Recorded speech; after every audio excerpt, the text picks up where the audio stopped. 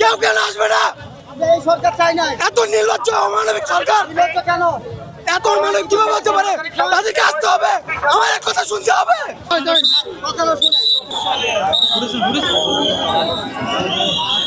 Police আমাদের বলছিল এই জায়গা আপনারা 3 মিনিটের ভিতর ছেড়ে দিবেন, 3 মিনিটের ভিতর না ছেড়ে আমরা বল প্রয়োগ করব।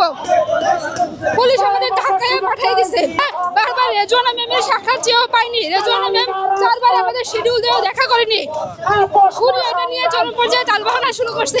আমরা আজকে যমুনার দিকে পদযাত্রা দিয়েছিলাম, কিন্তু পুলিশ আমাদের ঢাকায় পাঠিয়ে দিয়েছে। আবেদনের সুযোগ চেয়েছি, আমরা চাকরি চাই নাই। এই দেশে এত বৈষম্য কেন ভাই? আমরা কি বাংলাদেশের নাগরিক নয়?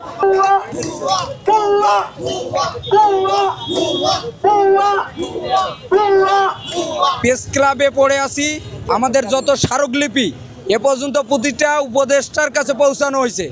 আসলে সচিবদের আর ওনাদের পিএসদের তালবাহানার কারণে আমাদের যৌক্তিকভাবে কোনো উপদেষ্টার সঙ্গে এখন পর্যন্ত বসা হচ্ছে না। আমাদের দাবি যদি অযৌক্তিক হয় আমরা 5 মিনিটে প্রেস ক্লাব ছেড়ে দেব, আর যদি আমাদের দাবি যৌক্তিক হয় তাহলে আমাদের দাবি মেনে নিন, আমরা প্রেস ক্লাব ছেড়ে চলে যাব। কিন্তু এই প্রশাসন গত 42 দিন ধরে একের পর এক চলতে আছে, বলতেছে যে প্রশাসনে আজকে ফাইল উঠাবে, কালকে ফাইল উঠাবে, কিন্তু স্মারকলিপিতে আমাদের দেওয়া যে 90 থেকে 94 যারা প্রকৃত করোনাকালীন ক্ষতিগ্রস্ত ব্যাকডেট বঞ্চিত, এদের এই ব্যাকডেট ন্যূনতম 3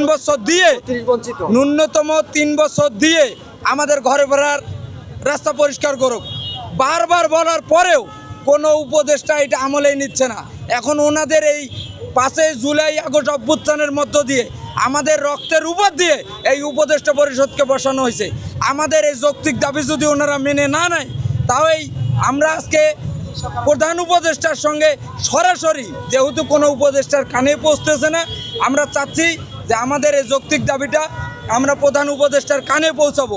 এই জন্য আমরা যমুনের সামনে অবস্থান নিয়েছিলাম, কিন্তু পুলিশ দিয়ে এই যে অতর্কিত হামলা চালালো, এইটা আমরা কোনোভাবেই মেনে নেব না।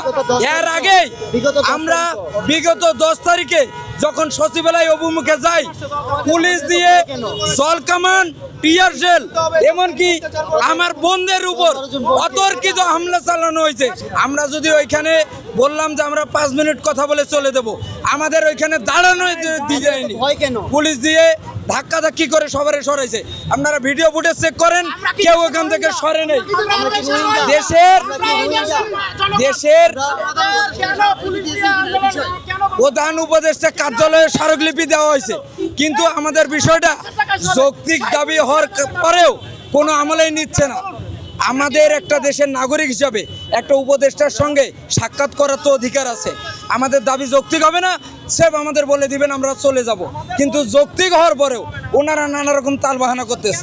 90 থেকে 94 সবাই পায়, এটা কেমন বৈষম্য? আজকে 42 দিন ধরে আমাদের একটা কথা বলার সুযোগ করে দেন। 2020 সালে করোনা 3 বছর চলে গেছে, এখন 3 বছরের ক্ষতিপূরণ যদি 2024 সালে আসে 2 বছর পরে দেয়, সেটা কি হবে? যাদের বয়স ছিল করোনাকালীন সময়ে 25-26-27, তারা তো অটোমেটিক্যালি সময় হারিয়ে ফেলেছে। আমাদেরকে দিতে হবে, কেন দিবে না? আমাদেরকে ব্যাকডেট কেন দিবে না? এটা আমার অধিকার। করোনা এই সময়টা আমার নষ্ট হয়ে গেছে, এই সময় যেহেতু করোনা আমার নষ্ট হয়ে গেছে, আমি অ্যাপ্লাই করতে পারি নাই, তো আমাকে সুযোগটা দিতে হবে, আর কিছু না। যখন ব্যাকডেট দিয়েছিল ওটা আমরা পাই নাই, 32 জন করেছে, তখন আমাদের 32+, এখন 33-এর একটা গুজব ছড়াচ্ছে আমরা 33+। তো আমরা আবেদন করবো কিভাবে? আমরা পড়ালেখা কেন করলাম? রাষ্ট্রের দায়িত্ব আমাদের ক্ষতিপূরণটা দেওয়া। কিভাবে ক্ষতিপূরণ দিবে? 3 বছর ব্যাকডেট। আমরা 42 দিন আজকে প্রেস ক্লাবের সামনে অবস্থান করছি, কেউ আসে নাই, কেউ কেন আসবে না? সরকার চাই না, এত নির্লজ্জ অমানবিক সরকার কেন? এত অমানবিক কিভাবে হতে পারে? তাদেরকে আসতে হবে, আমার এক কথা শুনতে হবে আমাদের কথা।